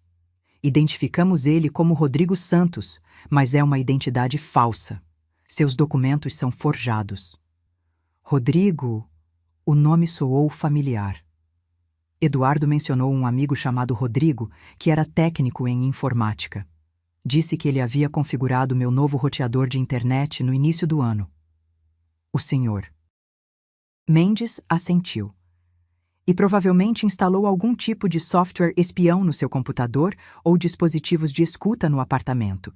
Encontramos evidências de acesso não autorizado ao seu e-mail e contas bancárias. Um calafrio percorreu minha espinha. Ele é o cúmplice que Júlia mencionou? Possivelmente. Estamos rastreando seus movimentos, mas ele desapareceu logo após a prisão de Eduardo e Camila, o que sugere que estava definitivamente envolvido. A ideia de que um estranho havia entrado em minha casa, mexido em meus pertences, planejado minha morte junto com meu filho e sua esposa, era quase insuportável. A violação ia além do físico. Era uma profanação de tudo que eu considerava seguro e sagrado. O que faço agora? Perguntei. Ele ainda pode estar por aí, planejando terminar o serviço. Aumentamos a vigilância no seu prédio, garantiu o Sr. Mendes. E recomendo fortemente que a senhora considere se mudar temporariamente, pelo menos até o julgamento. Quanto menos previsível for sua rotina, melhor. Naquela mesma noite, arrumei uma mala e fui para um hotel no centro da cidade. Era um estabelecimento discreto, não o tipo de lugar que Eduardo ou seus cúmplices procurariam. Registrei-me sob um nome falso, paguei em dinheiro e me instalei em um quarto pequeno, mas limpo no 3º andar. Foi lá, sozinha com meus pensamentos, que comecei a escrever este relato. Inicialmente como terapia, uma forma de processar o trauma, de dar sentido ao inexplicável. Depois, como um testemunho, um aviso para outros que possam se encontrar em situação semelhante. 2 semanas antes do julgamento, recebi uma ligação do Dr. Paulo. Sua voz estava tensa, urgente. Dona Marta, a polícia acabou de me informar. Camila, ou melhor, Renata, foi encontrada inconsciente na cela esta manhã. Tentativa de suicídio, aparentemente. Meu Deus, Ela vai sobreviver? Sim, mas... Ele hesitou. Antes de tentar se matar, ela escreveu uma confissão completa. Nomes, datas, detalhes de todos os seus crimes, inclusive o assassinato do primeiro marido. E Eduardo. Mencionado extensivamente. Segundo ela, ele não foi manipulado. Foi um parceiro voluntário desde o início. A ideia de matá-la foi conjunta, planejada ao longo de meses. A notícia não deveria ter me surpreendido, mas ainda assim doeu. Era a confirmação final de que meu filho, o verdadeiro Eduardo, não alguma versão manipulada dele, havia escolhido conscientemente planejar minha morte. Há mais, continuou o Dr. Paulo. Ela mencionou um terceiro conspirador, Rodrigo Santos, ou Paulo Mendes, ou qualquer que seja seu nome verdadeiro. Aparentemente, ele é seu ex-marido, não oficialmente divorciado. Os dois têm trabalhado juntos há anos, visando vítimas idosas com posses. Onde ele está agora? Desaparecido. A polícia emitiu um alerta, estão verificando aeroportos, rodoviárias, mas ele teve semanas de vantagem. Aquela noite foi a mais longa da minha vida. Sozinha no quarto de hotel, cada ruído no corredor me fazia sobressaltar. Cada sombra parecia esconder ameaças. Verificava constantemente se a porta estava trancada, se as janelas estavam fechadas. Na manhã seguinte, o doutor Paulo ligou novamente. Boas notícias, Dona Marta. Eles encontraram Rodrigo tentando embarcar em um voo para o Paraguai ontem à noite. Está sob custódia agora. O alívio foi imenso, quase físico em sua intensidade. Pela primeira vez em meses, respirei sem o peso constante do medo. O julgamento veio e passou como um borrão febril. Testemunhei, contando minha história em detalhes dolorosos diante de um tribunal lotado. Vi Eduardo sentado ao lado de seu advogado, o rosto impassível. Apenas uma vez nossos olhares se cruzaram. Não vi remorso em seus olhos, apenas uma espécie de resignação vazia. Renata Camila apareceu abatida, mais velha, a máscara de beleza sofisticada substituída pelo peso da realidade. Sua confissão escrita eliminou qualquer necessidade de teatralidade no tribunal. Ela respondeu às perguntas mecanicamente, confirmando cada horrível detalhe. Rodrigo, sentado separadamente com seu próprio advogado, mantinha os olhos baixos, raramente olhando para o tribunal ou para seus ex-cúmplices. Parecia menor de alguma forma, diminuído pela exposição à luz. O veredicto foi rápido e unânime. Culpados de todas as acusações. Eduardo recebeu 25 anos por tentativa de homicídio qualificado, estelionato e outros crimes. Renata, com seu histórico mais extenso e o assassinato comprovado de seu primeiro marido, pegou prisão perpétua. Rodrigo, 18 anos como cúmplice. Quando o juiz pronunciou as sentenças, não senti a vingança que talvez esperasse. Apenas um vazio imenso, uma sensação de desperdício incomensurável. Tantas vidas arruinadas, a minha, a deles, a das famílias anteriores que haviam sido vítimas. E para quê? Dinheiro que nunca poderiam gastar, confortos que nunca poderiam desfrutar atrás das grades. Voltei para casa. Não o apartamento onde tudo aconteceu, mas uma nova casa, menor e mais aconchegante, em um bairro diferente. Comecei lentamente a reconstruir minha vida, um dia de cada vez. Lucas e sua esposa continuaram próximos, visitando regularmente, ajudando nas pequenas e grandes tarefas. Conheci outras pessoas através de grupos de apoio a vítimas de crimes. Fiz novos amigos, descobri novos interesses. Ocasionalmente, recebo notícias sobre Eduardo através do sistema prisional. Ele está estudando, dizem, comportando-se bem, participa de terapia de grupo, nunca pede para me ver, nunca escreve. É como se tivéssemos um acordo tácito de que aquele capítulo está encerrado para sempre. E talvez esteja. Talvez algumas feridas sejam profundas demais para cicatrizar. Algumas traições fundamentais demais para perdoar. Não carrego ódio em meu coração. Seria um peso muito grande para suportar nos anos que me restam. Mas também não alimento falsas esperanças de reconciliação ou redenção. Em vez disso, escolho focar no presente, no que posso construir a partir das ruínas. Encontrei propósito em compartilhar minha história, em alertar outros que possam ser vulneráveis a predadores como Renata. Transformei minha dor em ação, minha traição em sabedoria. E quanto ao amor, aquele amor maternal que parecia incondicional e eterno, não desapareceu completamente. Ainda sinto saudades do menino que Eduardo foi, ou que eu acreditava que ele fosse. Ainda mantenho algumas fotos antigas, escondidas em uma gaveta que raramente abro. Ainda acordo ocasionalmente com lágrimas nos olhos depois de sonhar com tempos mais felizes. Mas aprendi que o amor, mesmo o mais profundo, tem limites. Que confiar cegamente, mesmo em nossos filhos, pode ser perigoso. Que devemos equilibrar o coração com a razão, a devoção com o discernimento. 3 anos se passaram desde aquele dia fatídico, quando levei o celular quebrado de Camila para consertar. 3 anos desde que um jovem técnico olhou nos meus olhos e me disse para fugir. 3 anos de luto, cura e, finalmente, recomeço. Não sei o que o futuro reserva. Sei apenas que cada dia que vivo agora é um presente. Um presente que quase me foi roubado pelas pessoas que mais amei. E vivo cada um desses dias plenamente, com gratidão e consciência de sua preciosidade. Se minha história servir de alerta para apenas uma pessoa, se ajudar a salvar apenas uma vida, todo esse sofrimento terá valido a pena. Porque a traição familiar, por mais dolorosa que seja, não precisa ser o fim da história. Pode ser, como foi para mim, o começo de um novo capítulo. Um capítulo mais sábio, mais forte e, paradoxalmente, mais humano em sua fragilidade reconhecida. O primeiro aniversário, depois de tudo, foi o mais difícil. A data que antes celebrávamos como família, com bolo, presentes e aquele ritual de Eduardo me acordando com o café da manhã na cama, tradição mantida desde sua infância, passou em silêncio, marcada apenas pelas lágrimas que derramei sozinha em minha nova sala de estar. Havia decidido não visitar Eduardo na prisão, apesar dos ocasionais relatórios que recebia informando que ele estava fazendo progressos na terapia. Que tipo de progressos poderia compensar o que ele havia feito?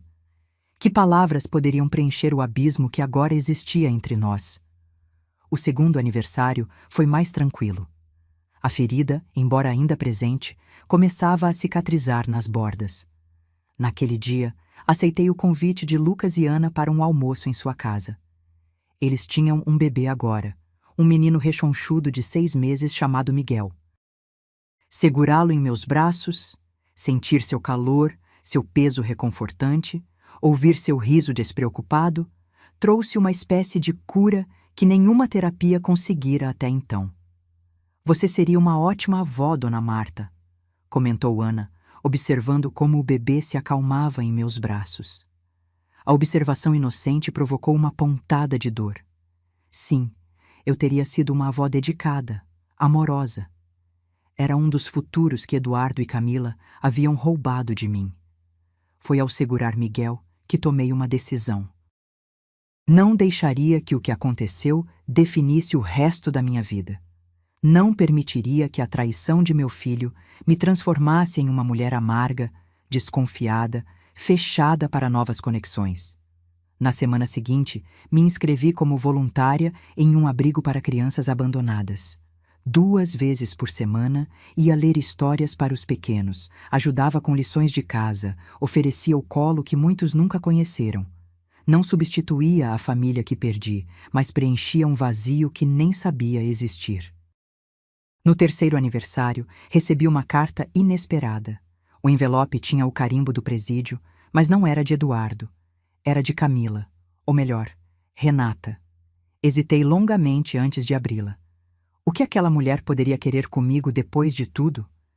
Que tipo de manipulação ou crueldade adicional planejava infligir? Finalmente, com mãos trêmulas, rasguei o envelope.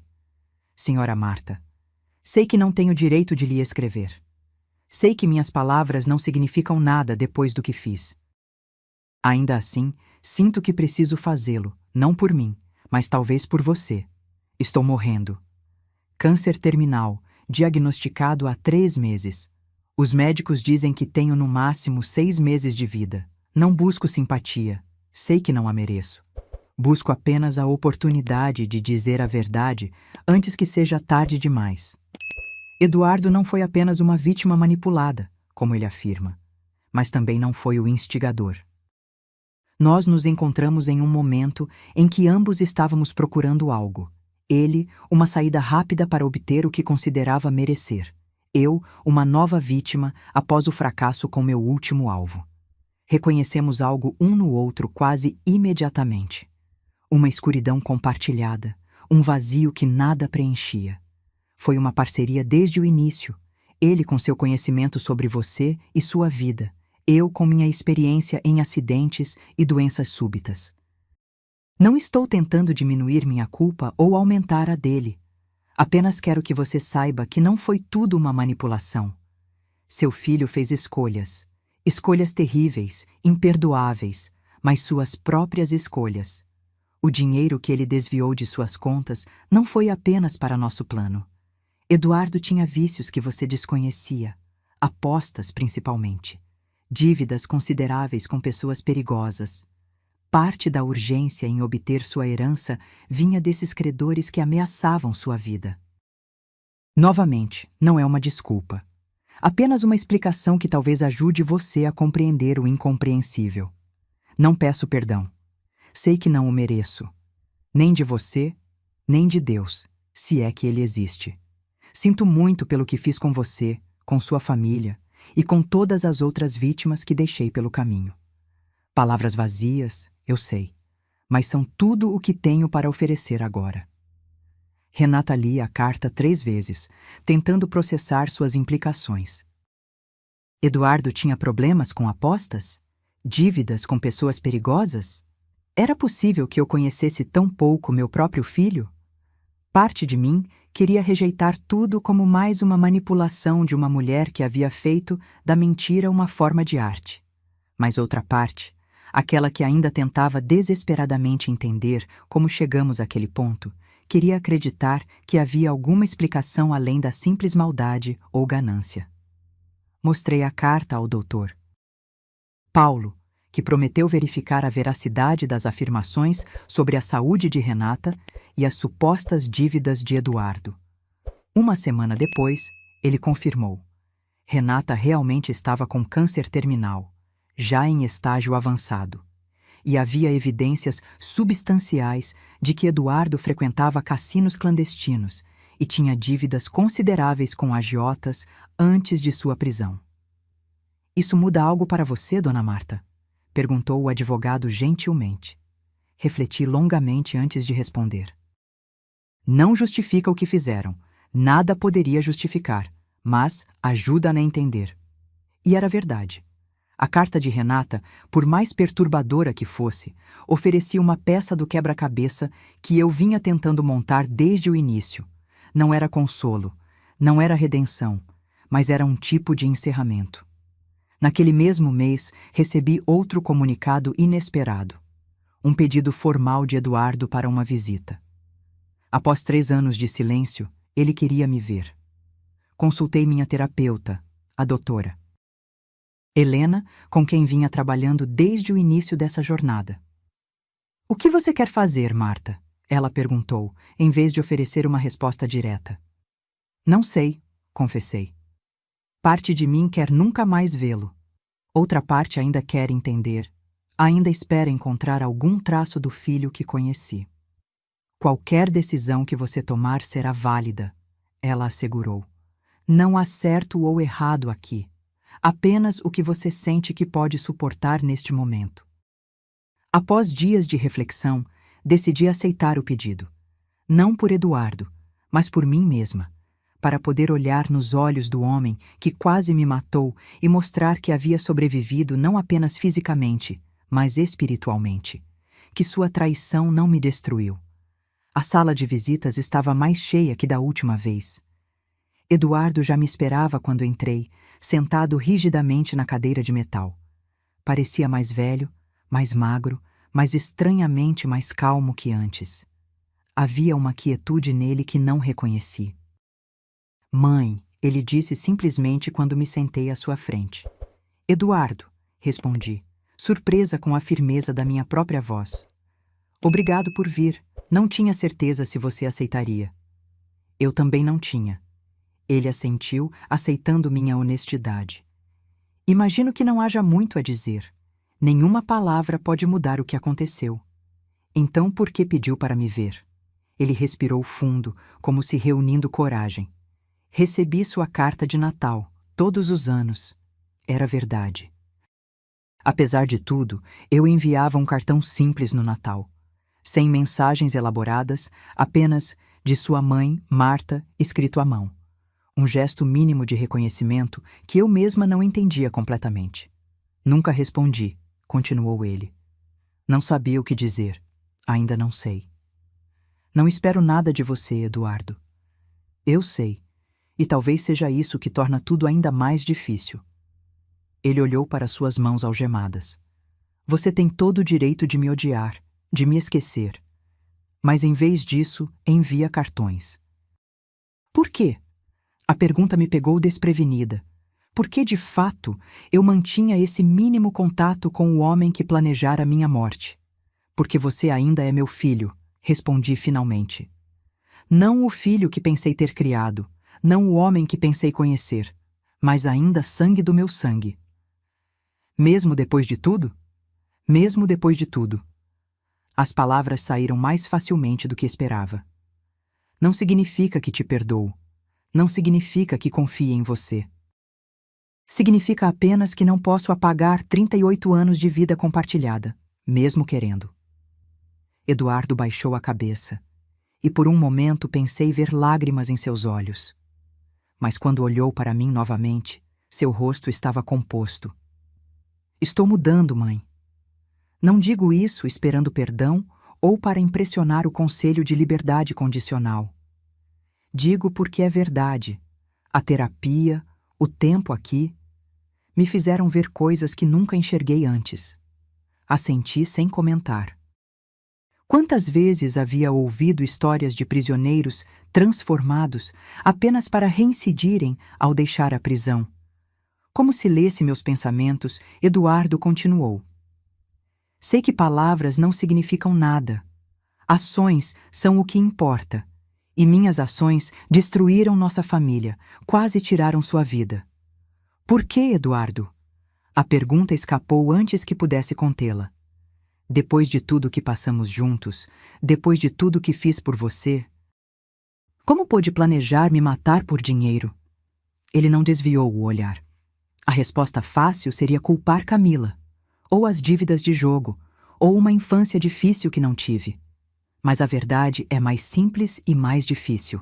Eu escolhi. Escolhi a ganância em vez do amor. Escolhi o caminho fácil em vez do certo.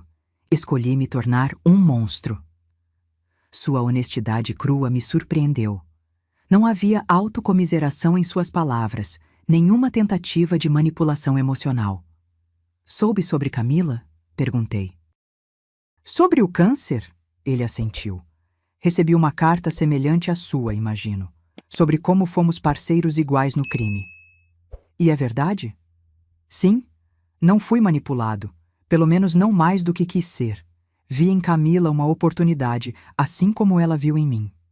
Passamos a próxima hora conversando, realmente conversando, talvez pela primeira vez em anos. Eduardo falou sobre sua luta contra o vício em apostas, que havia começado ainda na faculdade. Sobre como a dívida crescera até se tornar uma montanha sufocante. Sobre como conhecer a Camila em um cassino clandestino, não em uma festa com amigos, como haviam me contado. Falou também sobre a terapia na prisão, o grupo de narcóticos anônimos, o trabalho voluntário na biblioteca do presídio. Pequenos passos, longe de serem redenção, mas um caminho diferente do que havia seguido antes. Quando o tempo da visita acabou, levantei-me para sair. Eduardo fez o mesmo, as algemas tilintando levemente. Posso perguntar uma coisa? Disse ele hesitantemente. Sim? Você acha que um dia... Não agora, talvez nem nos próximos anos, mas algum dia Você poderia me perdoar? A pergunta pairou entre nós, pesada com implicações. Olhei para o homem à minha frente. Não mais o filho idealizado das minhas memórias, nem o monstro calculista do julgamento, mas alguém entre esses extremos. Alguém lutando para entender suas próprias escolhas terríveis, assim como eu. Não sei, Eduardo, respondi honestamente. O perdão não é algo que se possa forçar ou prometer. Se vier, virá no seu próprio tempo. Ele aceitou minha resposta com um aceno. Obrigado pela visita, mãe. Significa mais do que posso expressar. Saí da prisão naquele dia com sentimentos contraditórios. Não havia obtido todas as respostas que buscava. Talvez nunca obtivesse. Mas havia uma sensação de que algo havia mudado, não entre Eduardo e eu, mas dentro de mim. A raiva que havia carregado por tanto tempo, o senso de traição que me consumira, começavam a se transformar em algo diferente. Não aceitação, nem perdão, mas talvez compreensão. A compreensão de que seres humanos são profundamente falhos, capazes tanto de amor extraordinário quanto de crueldade inimaginável. Às vezes a mesma pessoa, às vezes no mesmo dia. Meses depois, recebi a notícia de que Renata havia falecido na prisão, sozinha, em um leito da enfermaria. Não senti alegria nem tristeza, apenas uma estranha sensação de encerramento para um capítulo particularmente sombrio dessa história. Continuei meu trabalho voluntário com as crianças do abrigo, expandindo para outros projetos comunitários. Encontrei propósito em ajudar outras vítimas de crimes a reconstruir suas vidas, oferecendo o tipo de apoio que havia sido tão crucial para minha própria recuperação. Certo dia, enquanto participava de um grupo de apoio, uma senhora mais velha que eu, talvez na casa dos 80 anos, compartilhou sua história. Seu filho havia roubado suas economias, deixando-a quase na miséria. Quando ela o confrontou, ele a empurrou, causando uma queda que resultou em um quadril quebrado. "Como você consegue continuar?" perguntou alguém. "Como não se deixa consumir pelo ódio?" A resposta dela ficou gravada em minha memória. "O ódio é um fardo pesado demais para carregar na minha idade", disse ela simplesmente. "Não perdoei meu filho pelo que ele fez. Isso seria negar a gravidade de suas ações. Mas também não deixo que o que ele fez determine quem sou. Escolho viver com compaixão, não por ele, mas por mim mesma." Suas palavras tocaram algo profundo em mim. Talvez esse fosse o segredo. Não a busca pelo perdão impossível, mas a recusa em permitir que a traição nos defina. A escolha diária de viver com compaixão, não como uma forma de absolver os outros, mas como um ato de libertação pessoal. 5 anos depois daquela tarde fatídica na loja de concertos, recebi outro pedido inesperado. Eduardo, agora elegível para liberdade condicional, após cumprir parte de sua pena, pediu que eu fosse à audiência. "Não para apoiá-lo ou interceder", explicou na carta, "mas para que pudesse me ver entre os presentes, lembrar do rosto real de quem havia prejudicado." Depois de consultar minha terapeuta e amigos próximos, decidi ir. Sentei-me no fundo da sala, observando enquanto Eduardo respondia às perguntas do conselho com uma honestidade surpreendente. "Não mereço liberdade condicional", disse ele a certa altura, surpreendendo a todos. "Não ainda. Ainda estou trabalhando para me tornar alguém que possa viver em sociedade sem causar dano. Peço apenas a oportunidade de continuar esse trabalho em um ambiente menos restritivo, onde possa também contribuir de alguma forma para reparar o mal que causei." O conselho negou seu pedido, como esperado, mas com uma observação. Seu progresso era notável, e uma nova audiência seria marcada para o ano seguinte, com grandes chances de aprovação se continuasse no mesmo caminho. Quando a sessão terminou e Eduardo estava sendo escoltado para fora, nossos olhares se cruzaram brevemente. Não sorri, não acenei, apenas mantive contato visual, um reconhecimento silencioso de sua presença, de sua humanidade, apesar de tudo. Ele baixou a cabeça em um gesto que interpreti como respeito e foi levado embora. No caminho para casa, refleti sobre a jornada dos últimos anos. A dor havia se transformado em algo diferente. Não desaparecera, mas já não dominava meus dias. As memórias felizes do passado, que por tanto tempo haviam sido envenenadas pela traição, começavam a retornar ocasionalmente, permitindo-me sorrir ao lembrar do Eduardo criança, sem que o sorriso fosse imediatamente apagado pelo pensamento do Eduardo adulto. Ainda não o havia perdoado. Não sabia se algum dia conseguiria, mas começava a compreender que perdão e cura são coisas diferentes. Eu podia curar minhas próprias feridas sem necessariamente absolver quem as causou. 6 anos após descobrir o plano para me matar, fiz uma das coisas mais difíceis e libertadoras da minha vida.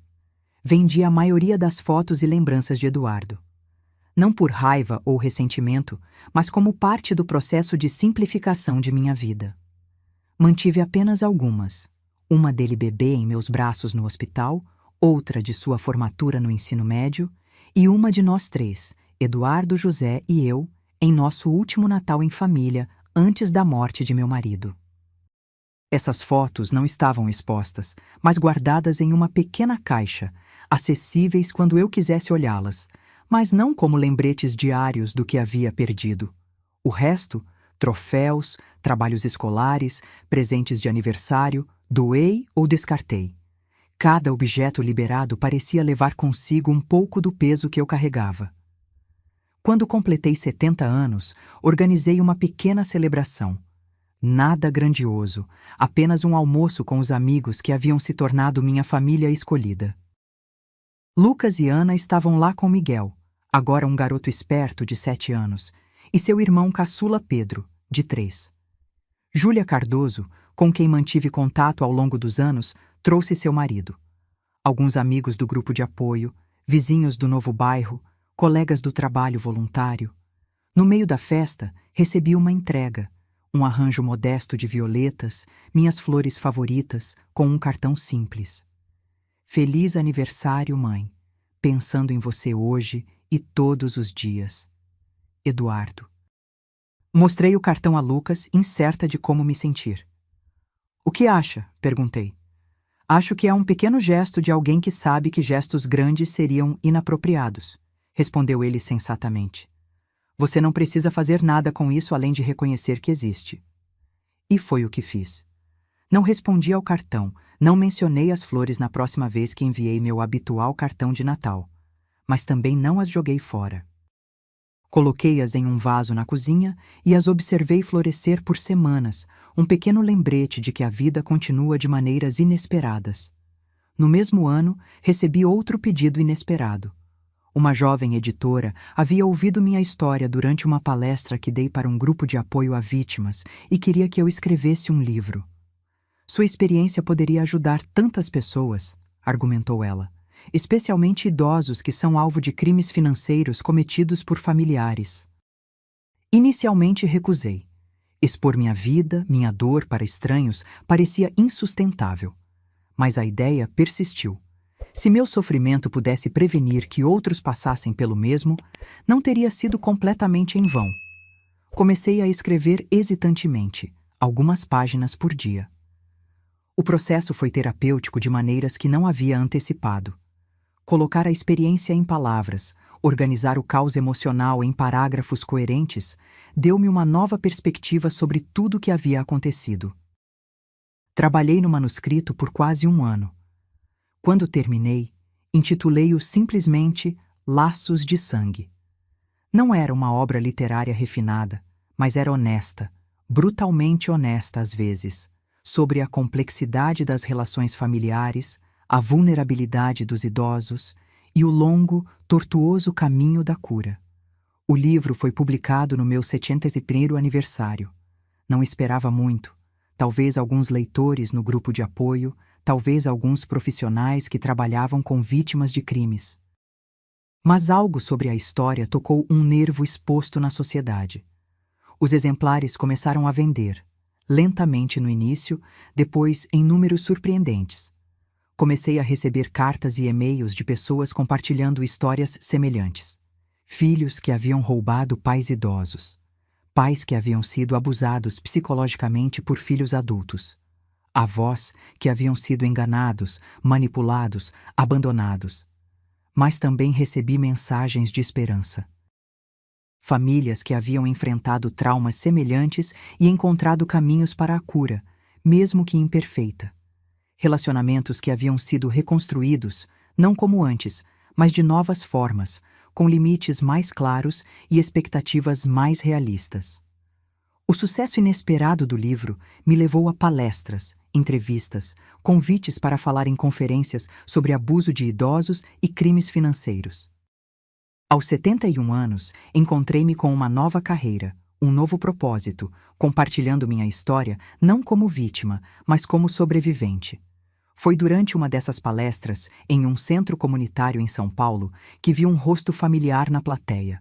Uma mulher de meia idade, com olhos gentis e cabelos grisalhos, observando atentamente enquanto eu falava. Após o evento, ela se aproximou timidamente. Senhora Marta? Não sei se você se lembra de mim. Sou Elisa, ex-esposa do Eduardo. Fiquei momentaneamente sem palavras.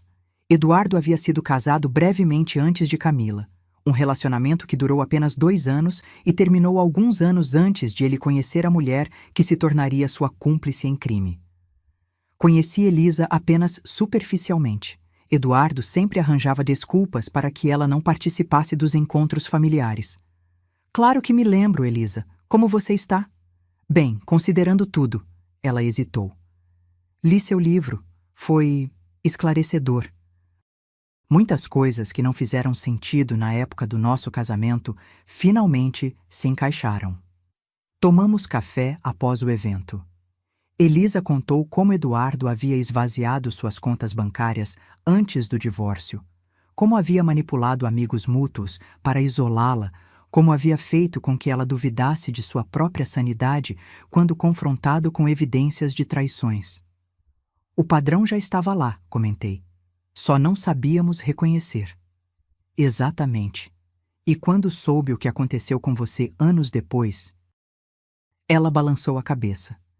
Senti tanta culpa por não ter alertado ninguém, por não ter visto os sinais mais claramente. Não havia como você saber que ele chegaria a esse ponto, assegurei. Eu vivi com ele por décadas e não percebi do que ele era capaz. Conversamos por horas. 2 mulheres unidas por experiências compartilhadas com o mesmo homem, ambas tentando compreender como alguém que amaram poderia causar tanto dano. Você acha que ele pode mudar?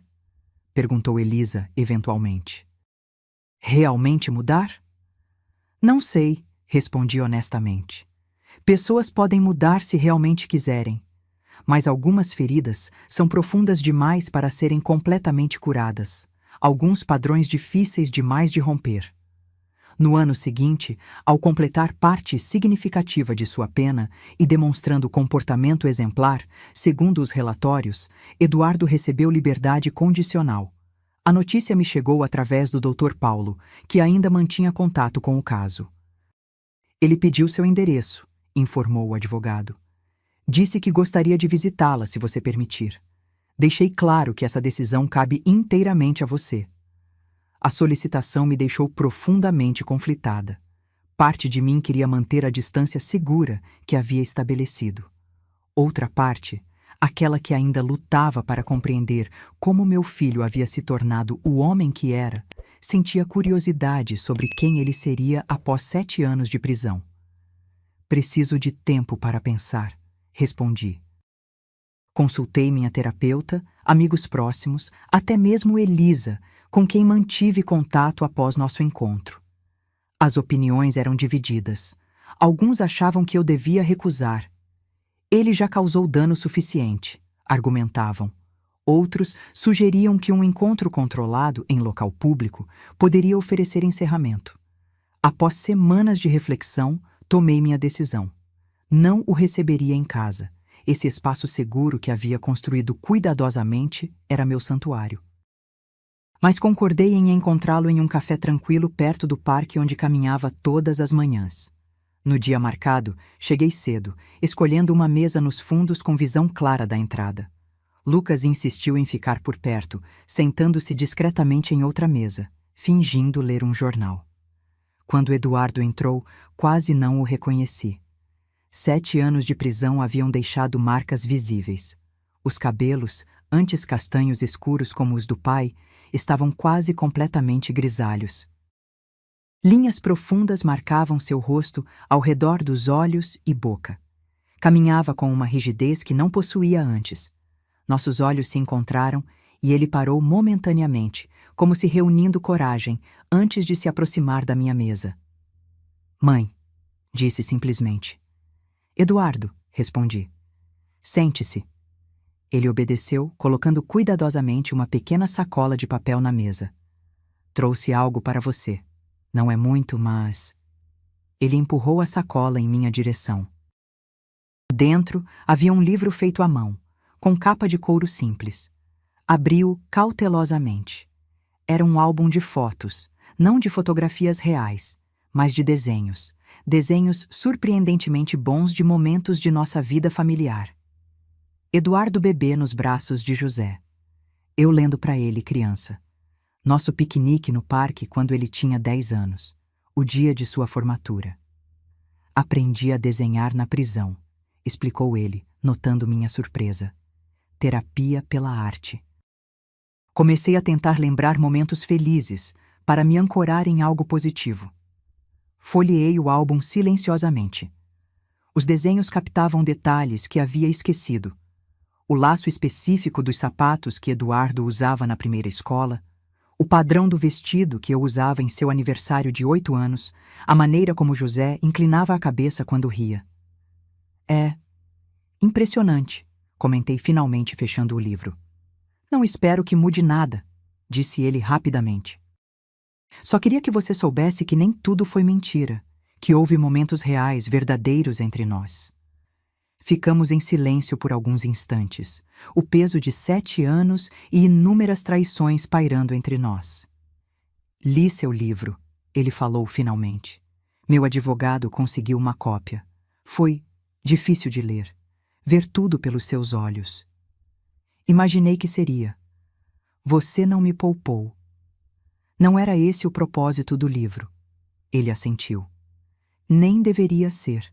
A verdade é importante, mesmo quando dói. Uma garçonete se aproximou e pedimos café. A normalidade da situação, mãe e filho tomando café em uma tarde tranquila, contrastava absurdamente com a realidade de nosso relacionamento fraturado. Como estão as coisas? Perguntei, mais por educação do que interesse genuíno. Onde você está morando? Em uma casa de transição para ex-detentos. É um bom lugar, administrado por uma ONG. Tenho meu próprio quarto, ajudo na manutenção do prédio. Estou procurando trabalho, mas... Ele deu de ombros. Não é fácil com o meu histórico. Imagino que não. Tenho uma entrevista na semana que vem, numa gráfica. Trabalho manual, mas honesto.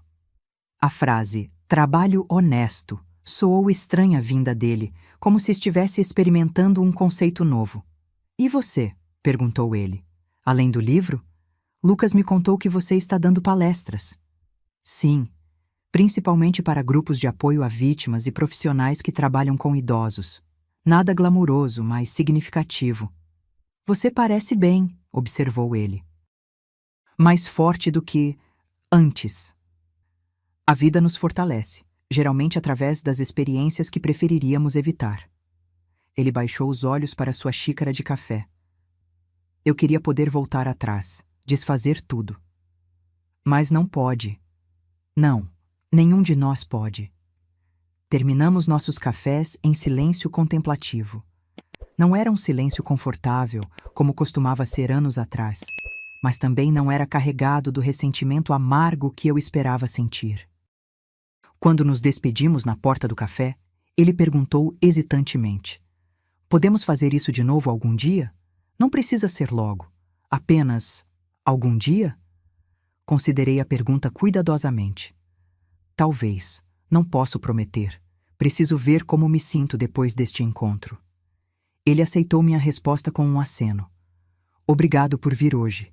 Significou muito. Observei Eduardo se afastar pela calçada, sua postura um pouco mais curvada do que lembrava, seus passos mais lentos. o filho que conheci, o homem que traiu minha confiança da maneira mais profunda possível, o estranho que havia se tornado, todos contidos na mesma pessoa caminhando para longe de mim. Nos meses seguintes, recebi cartas ocasionais de Eduardo, atualizações simples sobre sua vida, o trabalho na gráfica que conseguira, um curso de design gráfico que estava fazendo à noite, suas sessões contínuas de terapia. Não pedia nada, não fazia perguntas, apenas compartilhava pequenos fragmentos de sua nova realidade. Respondia a algumas cartas com notas breves e impessoais. Não encorajava a intimidade, mas também não rejeitava completamente a conexão tênue que ele tentava estabelecer. Em uma de suas cartas, ele mencionou ter começado um projeto de ilustração para livros infantis sobre perdão e segundas chances. Não para ganhar dinheiro, escreveu, mas como forma de processar meus próprios erros e talvez ajudar crianças a entender conceitos difíceis. Pela primeira vez, senti algo além da ambivalência dolorosa que caracterizava meus sentimentos por ele.